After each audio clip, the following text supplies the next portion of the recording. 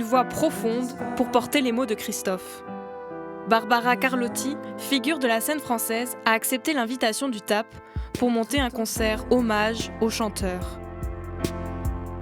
J'avais une nécessité de lui rendre hommage d'une certaine manière, parce que d'une part c'était un ami, mais aussi j'étais vraiment très fan de sa musique.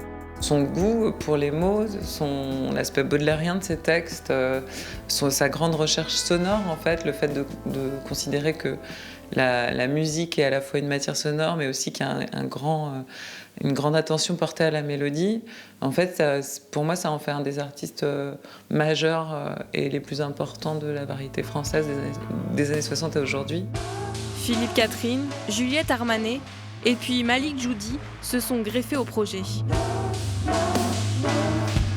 Après des mois d'attente, le chanteur poitevin est enfin remonté sur scène. De pouvoir revenir à Poitiers, de jouer, de se retrouver entre musiciens et autour de Christophe, je trouve ça, dans cette période-là, c'est extraordinaire.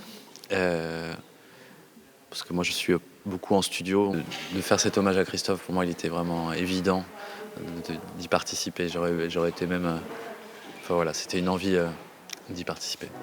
Christophe n'avait donné que 2 concerts ici, mais pourtant, un lien s'était noué avec la salle Poitevine. Il était vraiment très généreux et sa loge était ouverte. Il se mettait toujours au sol parce qu'il n'aimait pas les canapés. Et, il commandait un plateau de fruits de mer. Il invitait tous les gens qui étaient là à venir manger avec lui, partager, discuter autour de la musique, mais aussi autour d'autres choses. Il était très curieux, il posait plein de questions sur les gens qui étaient là. Donc c'était vraiment un moment à part à chaque fois, peut-être plus qu'avec plein d'autres artistes finalement. Le spectacle, enregistré par Arte, est une première pour le TAP.